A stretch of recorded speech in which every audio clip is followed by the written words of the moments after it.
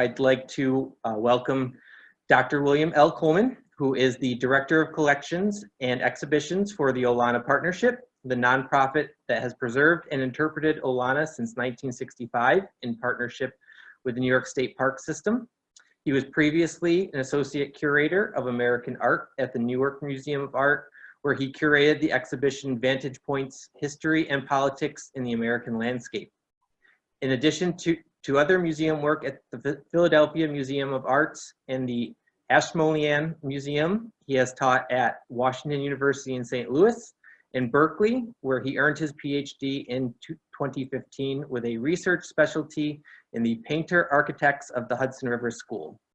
He has held fellowships from the Smithsonian Institution and the National Endowment for the Humanities and has published a variety of scholarship on 19th century art, architecture, and music. So please join me in welcoming Dr. Coleman. Thanks very much, Patrick. Appreciate the invitation to be with you all today. I'm going to share some of the research journey that brought me to Olana, a place that hopefully many of you already know. But along the way, the Albany Institute of History and Art was a very important part of my journey. So I appreciate this chance to speak with you all, period of research there, and certainly as a visitor in those galleries. And I wish we could be meeting there, but hopefully we'll be back in those galleries soon. I've learned a lot from that great collection, one of the best collections of 19th century American landscape painting in the world. And you'll see some familiar objects, hopefully, over the course of this talk. As I work my way into this range of issues today. You've already heard one term in that very kind introduction. The painter architect is something I've been thinking about a fair bit, and I'll try to provide some context there. The Albany Institute has been a powerful model of how to respond to these times, both with events like this one, and I'll see if I can get to my next slide here, with this lovely interactive, really a model for all of us in the field. So you should go play with that on the website if you haven't already. Great content, not just a flashy tool that allows you to pan around that glorious space, but also sharing the didactic labels. So quite literally, quite precisely, this is something we've been looking at as a model for the field. I believe you can see my cursor on the screen here. Correct me if I'm wrong. I think you can see me pointing at a couple of images that are going to come up later. So take particular note there of the pendant paintings of the Van Rensselaer Manor House by Thomas Cole. Really intriguing house portraits that will figure in my remarks.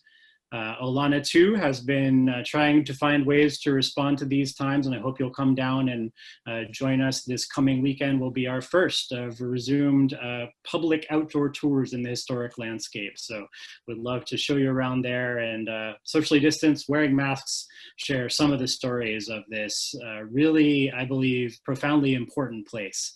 One of the agendas of this talk is to make Olana less outlandish, less anomalous, less of this extreme example that seems to be an outlier by itself. I think that's a risk those of us who love this place sometimes run. Instead, I'm going to insert it into this much longer, much wider context in hopes of sharing the ways this has been a dream job for me for the past year, and a place that gives really unique perspective into a 19th century worldview. Olana is also doing a bit of digital interactive content, so even if you can't make it down to visit us there, I'll point out this nifty new thing on our own website on the right. Snapped this little screenshot at 5:30 today from the Olana Eye Skycam, which you can play with on our website and enjoy that famous view that Frederick Church painted intensively, one might say almost obsessively, amidst a career traveling to far-flung corners of the globe.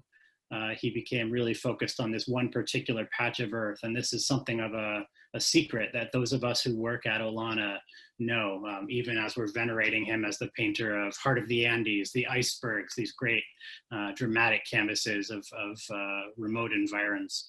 But I will not be focusing so much today on how a country house shapes landscape painting practice.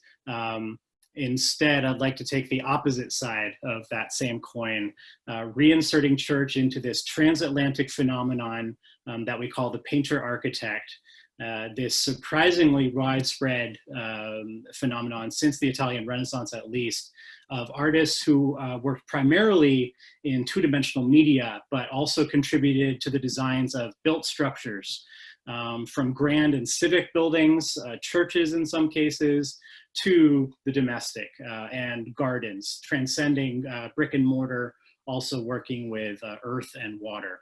What I see as a particularly valuable through line here is artists who have designed houses of their own, both as settings for and as end result of their artistic practice. And you'll see what I'm driving at here. I think Olana is a prime example of that.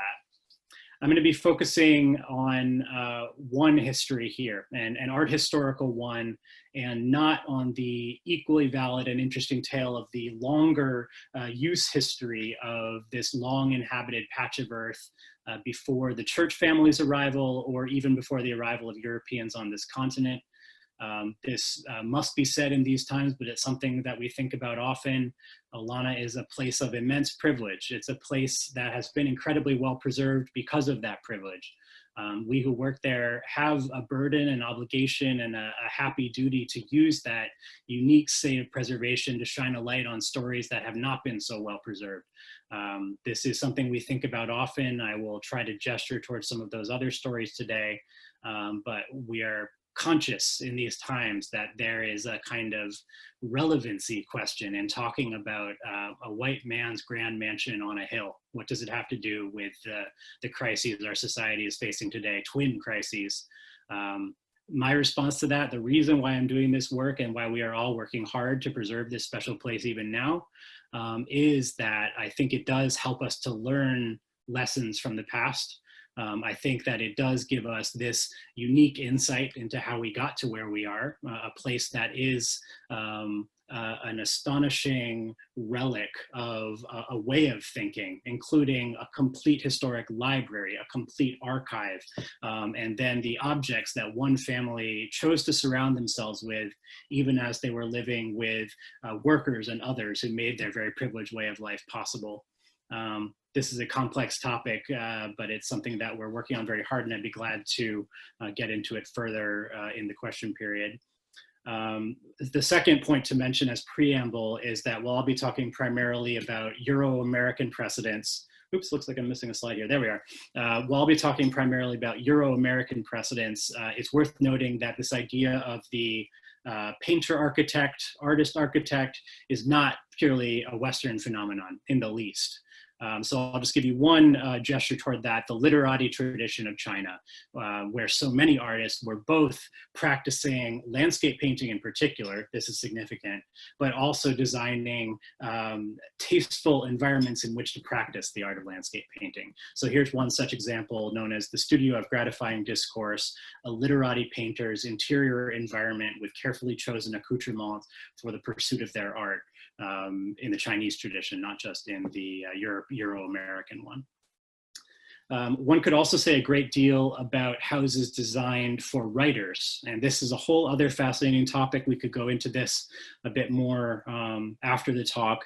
One I hope will be known to many of you because it's not so far from Albany, Washington Irving's Sunnyside, one of the most reproduced houses in early America, a fascinating example of a creative personality stating their brand through architectural choices. These stepped Dutch gables staking a claim to the mythology of the early Dutch history of what is now the United States, that brand that Washington Irving called his own. Another prime example here that I'm convinced is really important for generations of American artists who are aspiring to shape inhabited landscape of their own. Sir Walter Scott's Abbotsford and the Scottish Borders. Sir Walter Scott, best known for these grand medieval romances, books like Ivanhoe, makes his own medieval romance, this work of fake lore, this castle that pretends to have always already been there, and to create a new lineage for his own family. Another very explicit gesture, a creative personality showing the way their work transgresses also into architecture and landscape as a core part of that. That's prominent in this country too, and we won't get as much into it today. I'll just give you the kind of broad overview of Olana to get started, and I assume many of you already know this place, but just wanted to give you the big picture before we go deep into the roots, the prehistory of Olana, I've called it. The word is often used to refer specifically to this house you'll see in my snap the other day, high up on the hill, this lovely view from our Ridge Road, carriage road.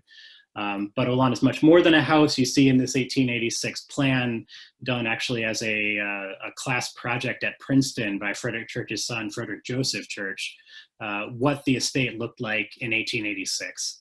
This has been a tremendously valuable tool for the work of the Olana Partnership as we endeavor to preserve and restore this landscape to that period of significance, the lifetime of Frederick Church.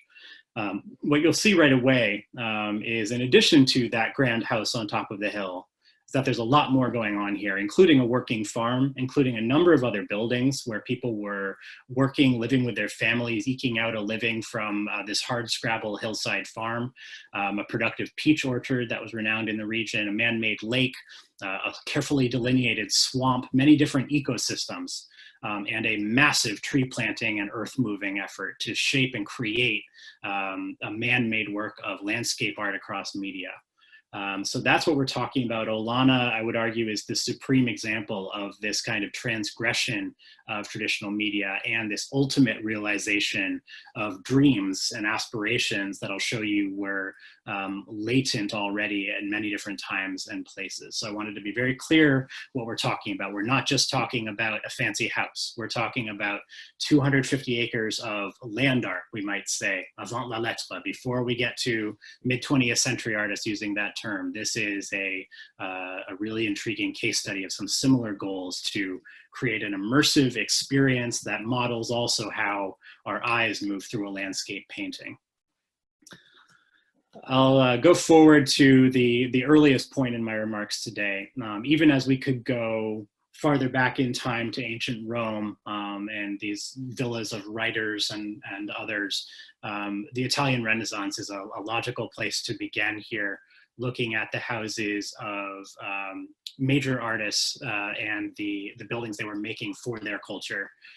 So as you may know, St. Peter's Basilica, which has major contributions from both Raphael and Michelangelo, Raphael's Villa Madama at Right, now a kind of state building, although it was originally a private villa. These are these examples of artists as citizen of the Republic of Letters, refusing to be confined merely to oil on canvas or to sculpture, what have you, but seeing it as a perfectly legitimate extension of their practice to comment on the most public artworks of all, the most visible, the most accessible, these great buildings that welcomed large swaths of the general public. In this moment, we think of the rivalry of the arts, the paragone that was much discussed in this time period, architecture versus sculpture, sculpture versus painting, poetry versus painting. There was this rich dialogue in this famous flowering of creativity about the possibilities of the different modes of art, and contingent with that rivalry, a desire to use the best of these many different art forms and to have a say in many different areas of the culture. This becomes an abiding drive for many different artists in many different times. An artist who makes this especially clear is Giorgio Vasari, whom you may know not so much as an artist himself, but rather as one of the first art historians. His Lives of the Artists has been a really important early text of art history, giving us early biographies of those now canonical painters like Michelangelo and Raphael, but himself also shaping a really interesting domestic environment, the Casa Vasari. Even as he's making the loggia of the Uffizi, now the Uffizi Gallery, he's also shaping inside and out this elaborate, immersive, decorative program for a house of his own in Arezzo that you can visit today. And in celebrating his own legend in that book, in celebrating the history of painters as architects, he also commemorates this logical extension of a painter's practice in making a house of your own, in inscribing paint into its very walls, and making these immersive experiential environments that extend artistic practice into 3 dimensions. An artist I've spent a fair bit of time with along these lines is Peter Paul Rubens. He's an artist who art historians enjoy writing about because he was such a rich writer and thinker, lived so many different lives. So he's very rewarding to delve into. It feels like Rubens was always one step ahead of you when you're in the archive. He was reading so widely, so deeply embedded in the philosophical culture of his time, and indeed participating in major public building projects like the former Jesuit church in Antwerp, now the Church of St. Charles Borromeo, on which we know he was a kind of consulting architect, not the sole architect who executed this place, but this is a useful surviving trace of his public architecture, of which there was a great deal more.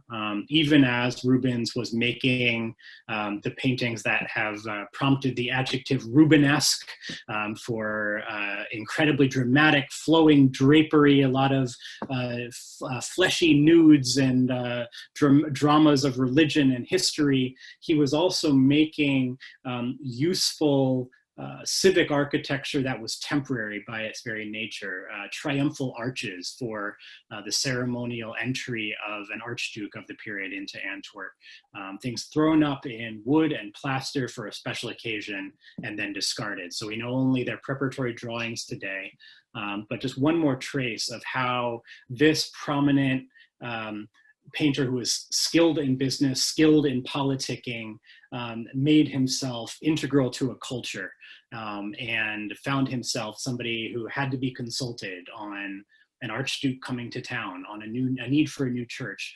Go and talk to Rubens, this citizen of the Republic of Letters, so steeped in learning of so many different kinds, deep in the classics, also at the cutting edge of new thinking and the Neo-Stoic movement, and Rubens will point us in the right direction. Rubens is interesting to me not only for the ways he anticipates some of the parts of the Frederick Church story, and I would particularly point to that savvy in business and in politics. Frederick Church as a almost uncomfortably savvy artist who had great business acumen to an extent that we are not usually comfortable seeing in our artists. We like to keep our artists starving in a Parisian garret, like Van Gogh only selling one painting to his brother in his lifetime, suffering for his art. Rubens did not suffer. Church did not suffer. These people were born into a degree of privilege, and on the basis of their own talent, use of that privilege, exceeded all who had come before and achieved great financial success and leisure that manifested itself also in domestic architecture and landscape architecture. So you'll hear some common threads there. Rubens has a number of interesting houses over the course of his life, even as he's making these great paintings, participating in civic buildings. The showpiece house he builds for himself in Antwerp, which you can now visit today as the Rubens House Museum, which is largely a restoration. So instead, I'm showing you these 17th century engravings of the former appearance of the place. This place was a really clear argument for a particular share of a market for his art. This was a place to receive buyers. I'll use that little mouse cursor trick again. Through here, his painting studio, you would be received under the bust of, he believed to be the Roman Stoic philosopher Seneca, the tutor of Nero, the saint of the Neo-Stoics in which he participated. You go through that learned portal into this space where tales were told by one visitor, the Danish doctor Otto Sperling, stumbles upon Peter Paul Rubens at one of these public visitations, working on one of his paintings while being read to from the Annals of Tacitus, and also dictating a letter in Latin. So he's performing his own learning, he's showing his capacious intellect, he's putting on a little bit of a show for the art market. And we have these accounts that come down of how effective this space he built was in amazing a potential buying public with his talents and making you want a piece of that talent. I think I have an image next of the portico that survives. So this is a grainy image I took with a long ago digital camera back in 2008 of one surviving piece of the original structure, which is the garden portico, and beyond it, the garden pavilion, with this figure of Hercules triumphant standing within it. You'll see that structure here in a painting by Rubens. And by comparing these two images, I think you'll get a sense of a rhetorical move that Rubens is making in this painting that will also have a long afterlife.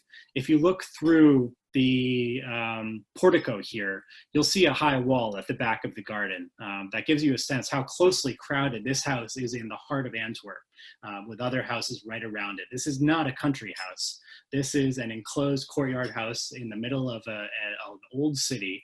But Peter Paul Rubens, in this painting of the place, The Walk in the Garden, has depicted as nothing but a country house, a forest stretching out to the horizon, a place of leisure, with a peacock and a servant and his family walking through the gardens, taking a stroll, a constitutional maybe. Significantly, they're walking toward that figure of Hercules triumphant, again, one of these stoic myths of virtue triumphant over vice. A kind of narrative could be read through the exterior decorative program of the house leading to that moment. So he's showing his virtue triumphant over vice. He's showing the product of his labors. He's giving an image of what an artist's labors could deliver that would have a long influence and a long afterlife. But this was not the only domestic project Rubens was engaged in.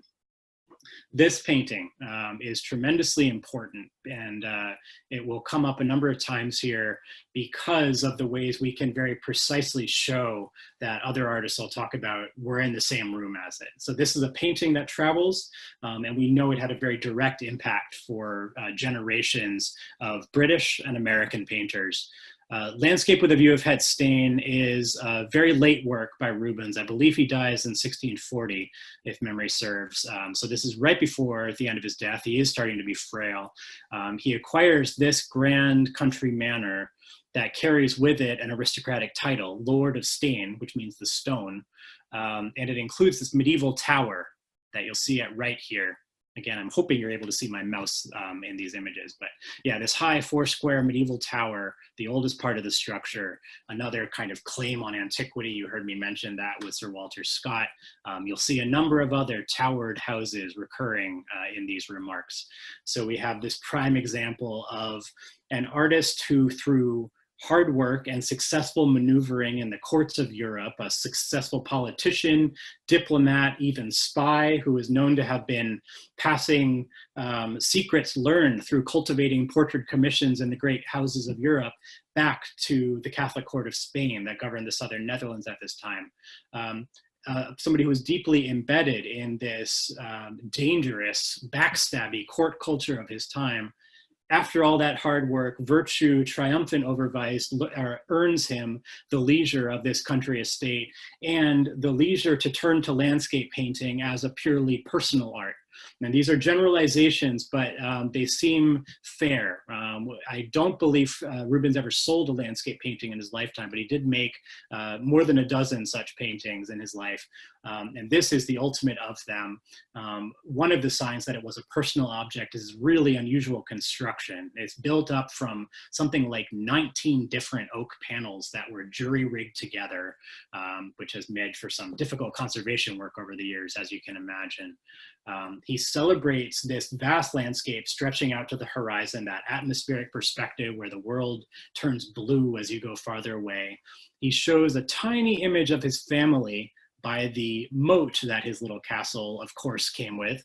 But then there's also this very strange foreground scene that one is kind of shocked by when you stand in front of it in the National Gallery.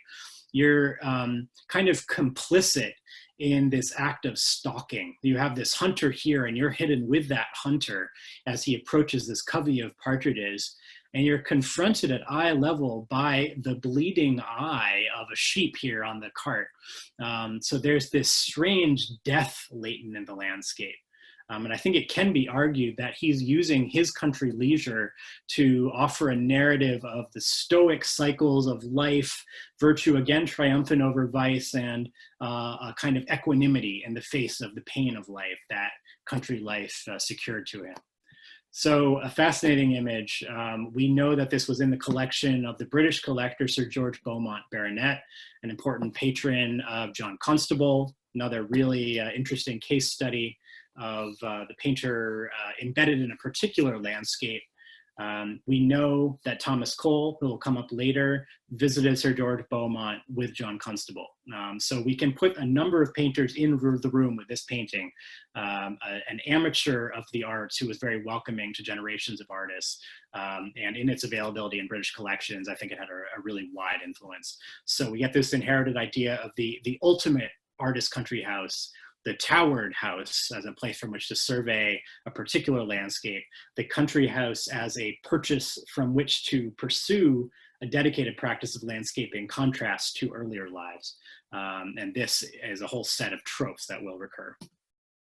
From England with Constable and Sir George Beaumont to the United States, I'd like to bring up a figure and an image I think probably none of you have seen before, even though I saw a number of familiar names, some curators and friends on this call, on this Zoom. This is a pretty unknown object, and it's the work of a fairly little known painter architect in this country. And it might raise some eyebrows at Olana when we show the ways in which this place that we love is not unique, and it does have some precedents. This is one of those precedents. And I hope that this will only make the place we're building towards here, the place you can enjoy in your own region, all the more interesting. So William Birch, an example of another phenomenon that will recur, the Anglo-American landscape artist, Thomas Cole, another, the Moran family more, bringing these inherited ideas of country leisure, inherited ideas of landscape practice as a mode of art that has its own dedicated market, bringing that to the early United States and finding that that market didn't really exist here yet. So Birch intrigues me because of the effort he put into building a market for landscape and building a market for landscape architecture by means of a house of his own that no longer stands. And that will unfortunately be a recurring theme. One of those things that's so special about my employer is that it is a rather unique survival of something that was a lot more common. So by looking at Olana, we can understand places like Springland a little bit better. You'll see pointed arches that might remind you of Olana, and you'll see a painter architect who is using this particular inhabited landscape to hopefully curry favor with new buyers of landscape and new commissioners of landscape gardening. So this was on the slightly less fashionable side of Philadelphia, not in the Schuylkill River Villa District, but rather on the Delaware side, just north of the city, but far enough north that it was still country in this period, right near the town of Bristol, Pennsylvania today. He builds first this space that he called his Green Lodge, and then this in 1800 was visionary architecture. This was the house he hoped to build and finally did build after quite a journey of bankruptcy, forced sale, and then reacquisition later in his life. He has this test case, and that Green Lodge becomes a painting gallery for one of the earliest collections of European paintings in this country. And it's a test case in its grounds for landscape architecture. So here's a plan that survives in the Library Company of Philadelphia, a manuscript plan that shows the envisioned concept for Springland, a mix of productive kitchen garden and Neptune's garden, one of these water features over here that he envisions.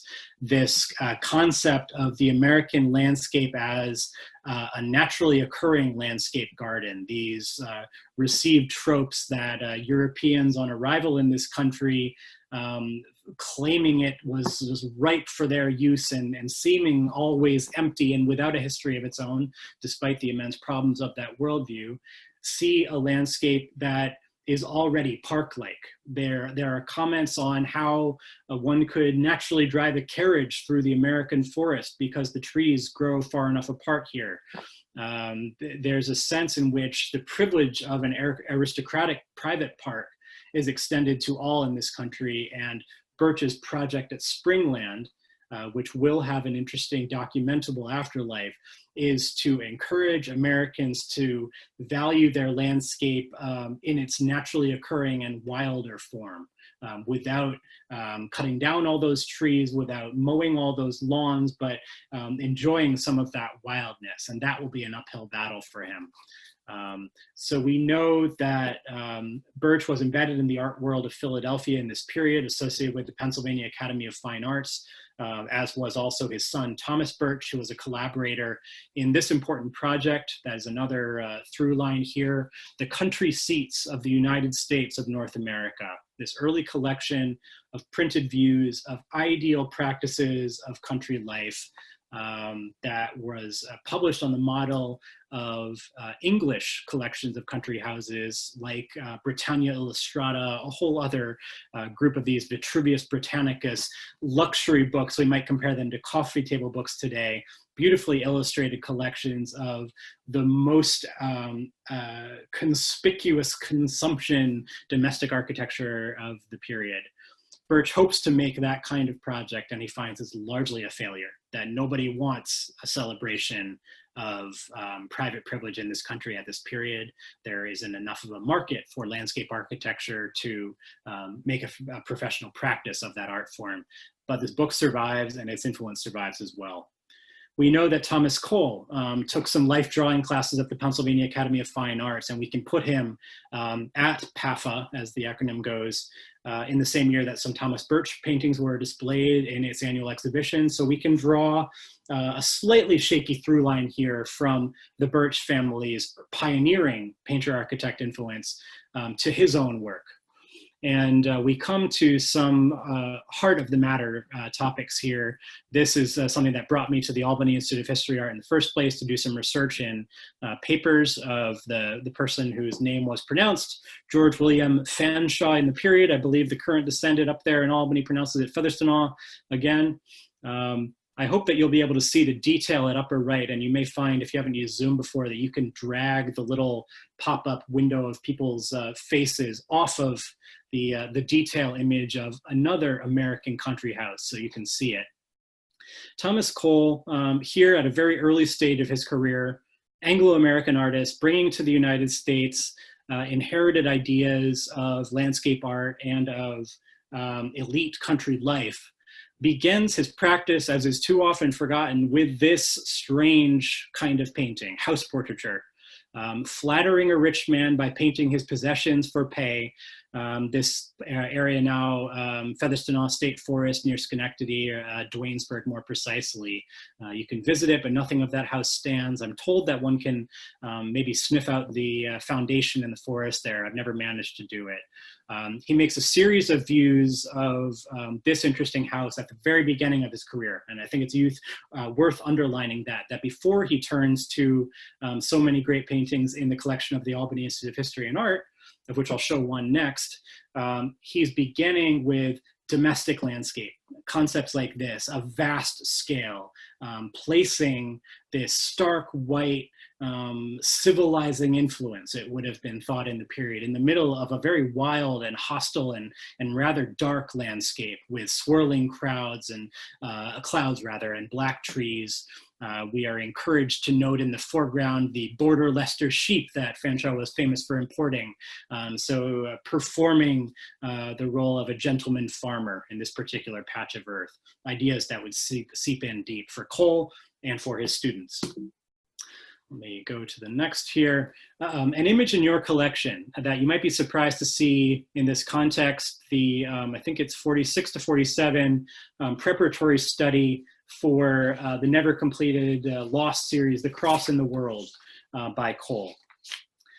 Maybe you see what I'm driving at here. This is also a work of fictive architecture.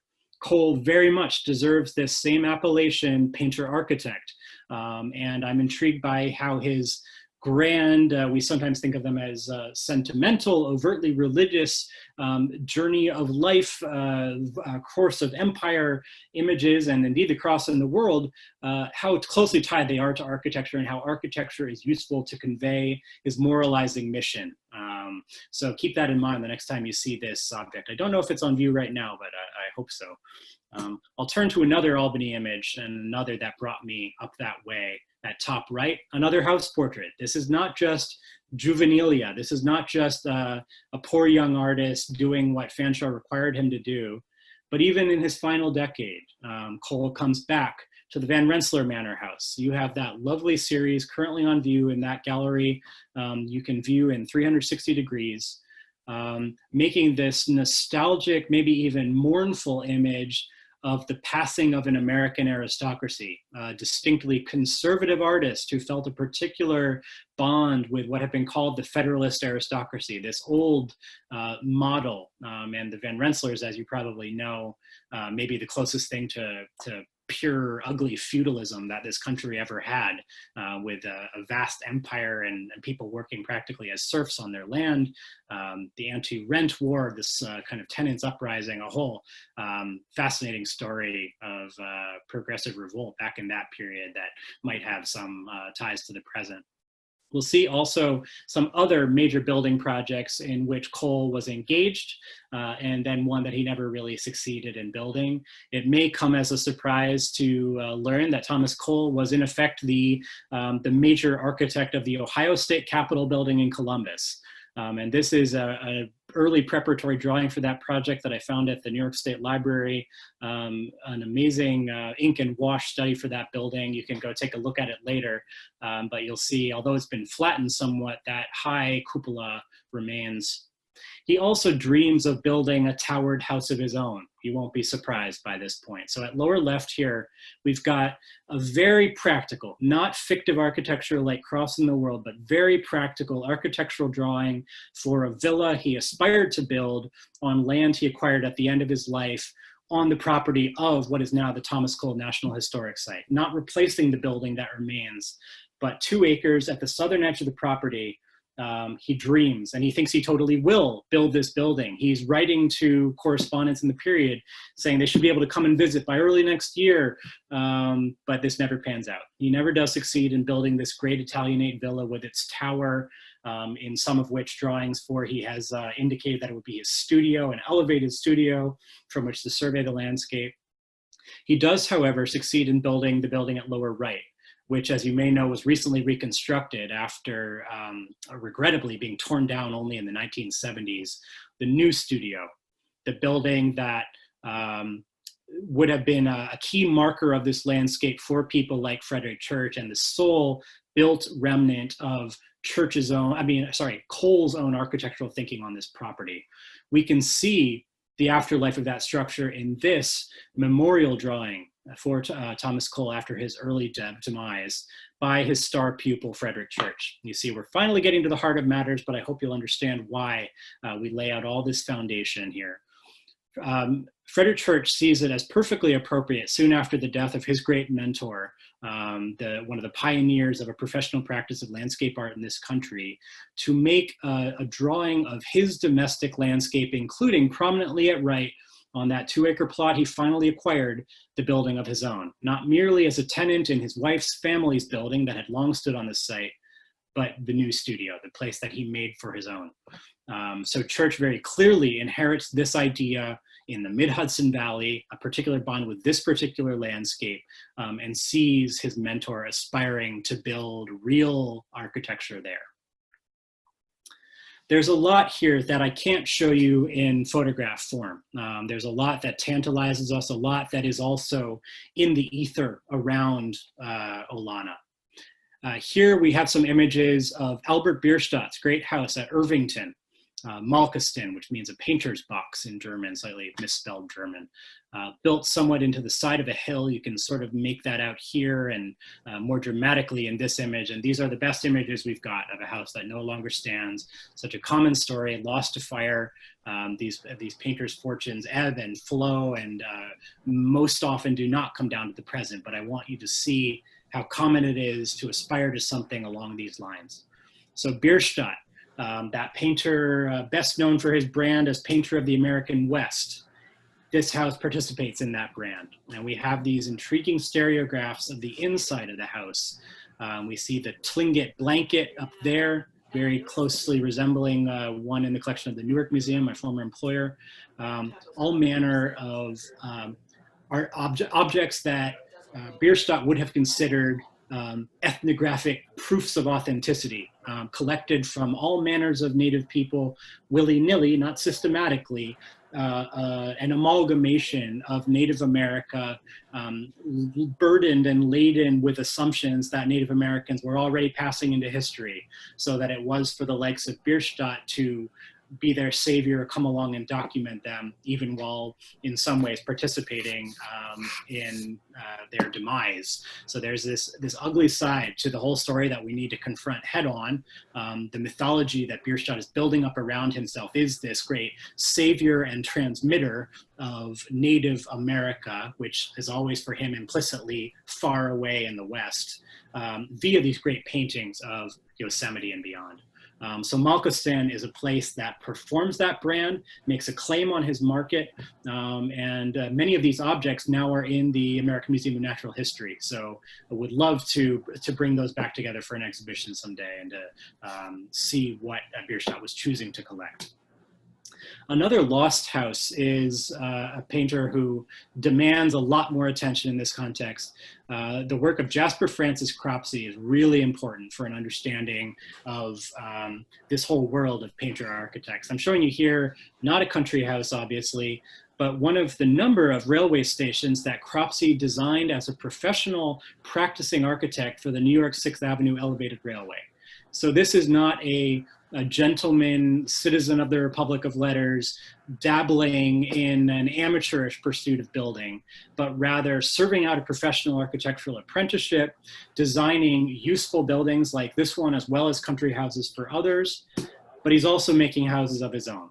And of course, again, it has a tower. Of course, again, it is securing a purchase on a particular landscape, in this case near Warwick, New York, not far from Greenwood Lake. We have only these grainy images that give us a sense of what its final form looked like, but there is this useful one in the MFA Boston identified as Summer Cottage, but there's very good reason to think it is for this house that Cropsey called Aladdin. Again, Orientalism, again, this fascination with a vague, impersonal Middle East, and again, making his particular brand through this performative architecture, using that performative architecture to paint one particular subject intensively, and that's Greenwood Lake, using a building to gain extended access over an extended time scale to a particular topography over many different effects of light and weather, and finding endless challenge and inspiration for the brush in that project. So Cropsey crystallizes so much of the problem of the painter architect in 19th century America. There's one of those Greenwood Lake images in these times when we're looking hard at landscape paintings, and there's a desire from some to say that these things are neutral and empty and merely pretty pictures. Here's one that reminds us that art has always been political. Art has always had a say. A painting made in 1864, you see where this is driving. It can't help but have something to say about the brutal conflict that was tearing apart the country in that period. And even though he makes this painting in England for a British audience that sometimes had Confederate sympathies because of the cotton trade, he slyly includes a Union Jack here on the gaff of the little sailboat on Greenwood Lake.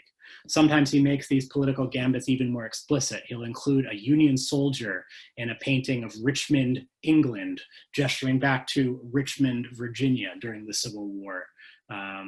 Eleanor Jones Harvey has done such yeoman's work in helping us to see the way these objects then and now participate in contemporary politics, and can give us a really unique and valuable insight into these divides that still plague our society.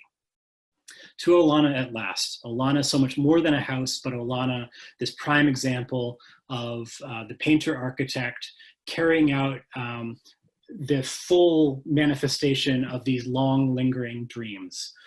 You'll see the Orientalism that has also appeared elsewhere, a house that Church himself called Persian adapted to the Occident, built on rigorous study indeed of Syrian, Persian, and Lebanese architecture, particularly the architecture of Beirut, about which he wrote favorably, but also willy-nilly taking from Morocco and all these other global traditions, everything and nothing, a fantasy of the Middle East, exoticizing and other and not engaging with it directly and precisely. That's problematic. We deal with that at Olana. It's a place that contains many different stories, and through its global collections, we can hopefully help this place to speak to new audiences. This is a building for landscape, and we've been thinking about that these days when we can't get people inside. It's a real challenge. How do you think about a site that is most famous for a charismatic structure when you can't get inside that structure? It's been powerful to think about how a core part of its function is seeing it just as you are here. First in Church's own drawing for it as himself a practicing painter architect, certainly assisted by the professional Calvert Vaux, but executing largely his own ideas, both in bricks and mortar and in earth and water. There is this, the tower that commands a vision over the surrounding landscape, the outdoor rooms. Let me go back. Outdoor rooms that make you in the landscape, but not of it. You're still sort of sheltered from it. These windows that are framing very specific views of the landscape and making you engage with it from every room of the house. And then, of course, it's also a place for the display of representations of landscape, not only Church's own, but also this global collection of traditions of landscape art, long canonical histories of landscape art from which he's claiming descent. I've given you that master plan. We have this resonant quote about why Church turns to this art. We know that he was suffering late in his life from rheumatoid arthritis that made painting painful, not impossible, but more deliberate. And he seizes upon the opportunity of this patch of earth, which is a long extended project starting in 1860, continuing through the end of his life, 1900, a work in progress constantly. He says at one point, now my art is road building. I can make more and better landscape this way than by messing about with brush and canvas in the studio, I think it is. So he says very specifically, this is an experiential landscape. I'm shaping one particular patch of earth. I'm also shaping vision of landscape. I'm giving you tantalizing glimpses of a house at the heart of it all. I'm also giving you borrowed views beyond that landscape. It's different from many of these houses that have come before in a few key ways. There is a difference of degree. It is bigger. It is more lavish than these houses that have come before. As far as we know, Aladdin, Malkastan did not have anything like the scale of Olana. It is different also in its direction, in its goals. And there is a fundamental way in which this is a restorative landscape. William Birch has argued that we should be preserving the American landscape as it already is, enjoying its wildness and building upon that. Church comes to an already industrial landscape, an already hard-used mid-Hudson Valley landscape bustling with industry, and has to go back in time. So he does this massive effort of tree planting, specifically cultivating the native species of this region over invasive ones, bucking the trend of other Hudson Valley estates. There's a distinction of scientific rigor in this place. Even as it's built on this longer history, it is a place that is thinking about all that Frederick Church has learned from Alexander von Humboldt about ecosystems at different altitudes. It is trying to convey different ecosystems within one 250-acre environment, different kinds of landscape, productivity, leisure, swamp, meadow, forest, and bringing to bear that scientific study in a place that you can visit today, you can travel through and visit for the other reason that is a key difference, that it is an uncanny difference of preservation, a place that has come down to us incredibly intact, rarely so, and for that reason can help us understand so much that doesn't survive, so much that's been lost to fire. Aladdin, same story there, a fire, nothing more remains of that house, although you can visit the other Cropsey family, much more modest property in Hastings-on-Hudson today. All these other properties that we can't visit here in the mid-Hudson Valley. At Olana, you can see these deep currents of a culture, of which Olana is this supreme example. I see Olana as this fundamental performative way of knowing the natural world, a mode of working in landscape, and a fundamental component of the practice of a landscape art across media. And I'll end there.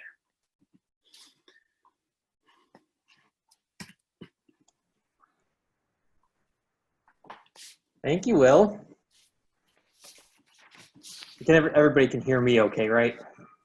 Yes, we can. Okay, good. Well, thank you, Will. That was a great presentation. We have some time now. If anybody has any questions, please feel free to type them in the chat box.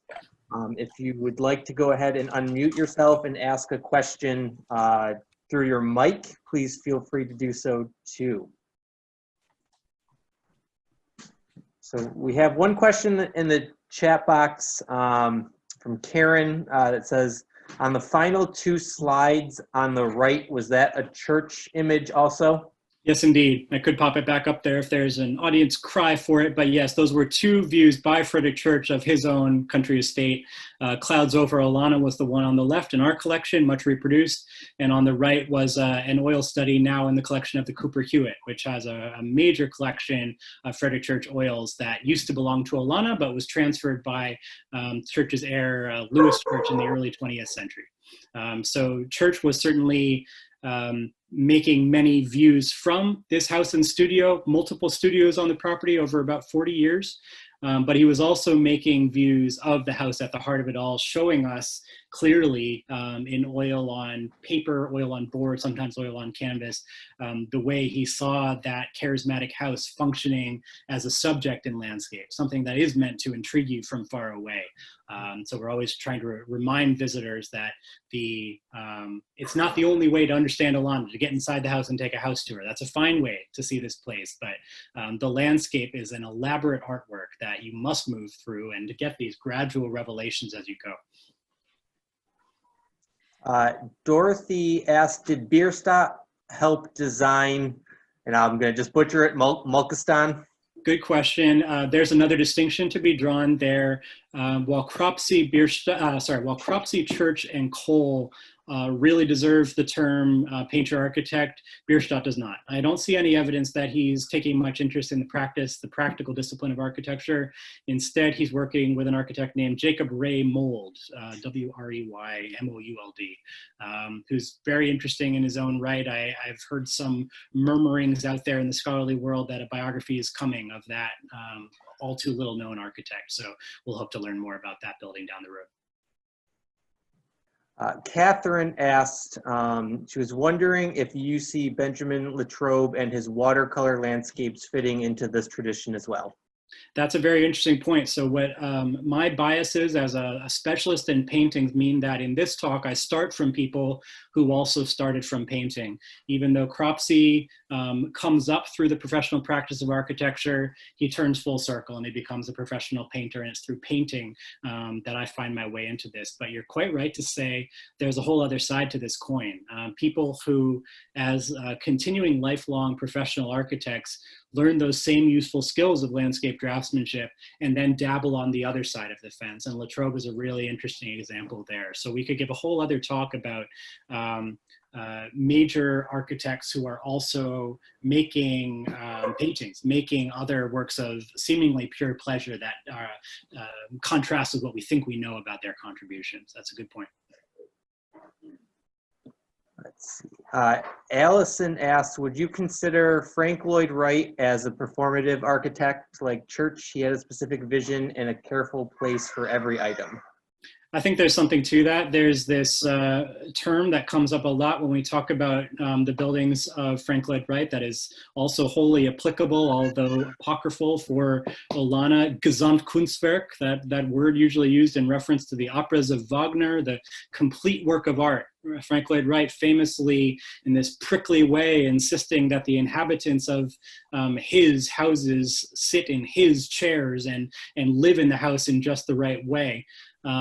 When you're making a house for your own family, there's less of an outside demand there, but it's certainly the case that Church, in close collaboration, both with Calvert Vaux and essentially with his wife too, Isabel Carnes Church, as a key collaborator in the especially interior environment of Olana, are making similarly immersive, emotive, specific environments that demand a certain kind of living. And the furnishings are an irrevocable part of that experience that can't be talked about separately from the painted architecture, the elaborate polychrome brickwork, the landscape outside its walls.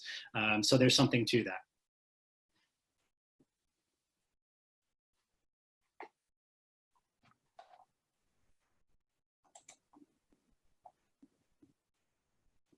I got to unmute myself. I'm sorry. So Beth asked, at the time of his death, how big were the stands of trees that Church planted? Did he paint his own property as it appeared or as he envisioned it after the native stands were restored? It's a good question and a difficult one to answer, although we spend a lot of time trying to understand it. We have images from very early in the project of Olana, the 1860s, made by Arthur Parton Dow. If you Google around Arthur Parton Dow Olana, you might be able to find the one I have in mind, which shows Olana at the start of the project, which was largely bare, a hillside farm with, at the very top of the hill, this 18-acre woodlot that was still largely forested. So most of the property, the lake dug out by hand, massive earth-moving effort, most of it had to be elaborately shaped, transformed, and indeed lots and lots of trees planted. Over those 40 years, I'm under the impression that the trees grew up to an extent that they are not so different than they are today. Some trees have come down since, new ones have come in, but we are trying to maintain an appearance that we understand from all evidence available was the one that Frederick Church intended at the full concept of Olana. So that has resulted in some delicate processes of clearance on which we have to communicate very clearly. People get to know an Olana that looks a certain way, and we have to explain to them some trees have to come down because they were not in the 1886 plan, and it's a living artwork that is constantly changing. So we are always working to understand that good question better.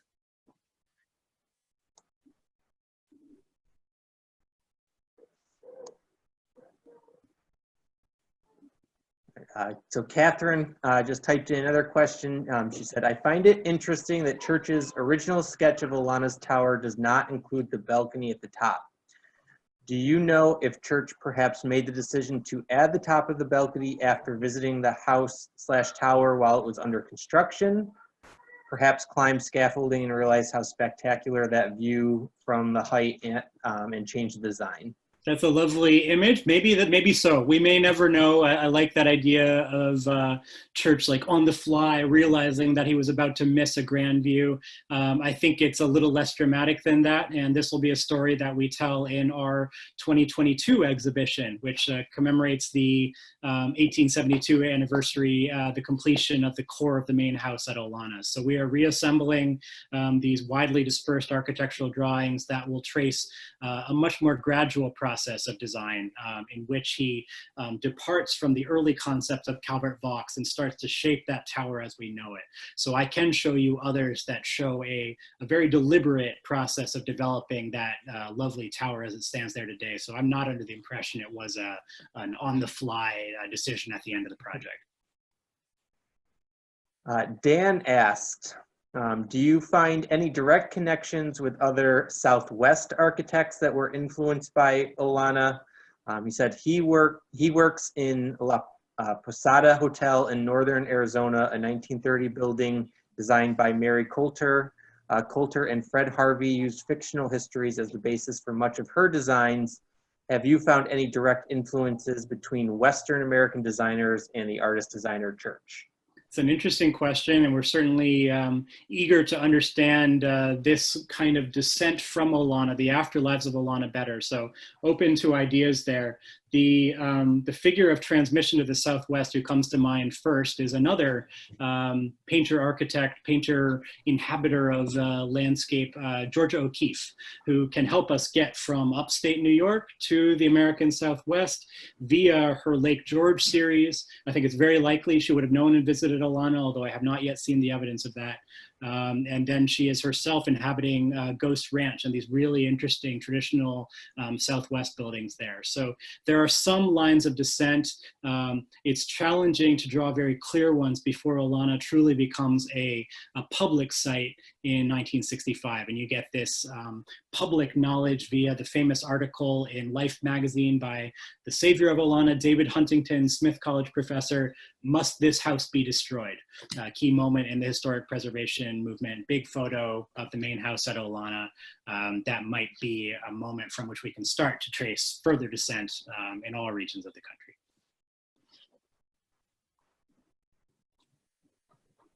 Well, it looks like that is the last question that has come through. But there are a bunch of comments just thanking you for your presentation, looking forward to the exhibit in 2022. This was awesome, thank you. And I definitely want to echo those sentiments. Thank you very much, Will, for joining us today. Thank you very much for this informative presentation. And I hope everybody has a good rest of their night. Thank you all. Hope to see you back at the Albany Institute before too long. Absolutely. Thank you, Will. And thank you, everybody, for joining us tonight.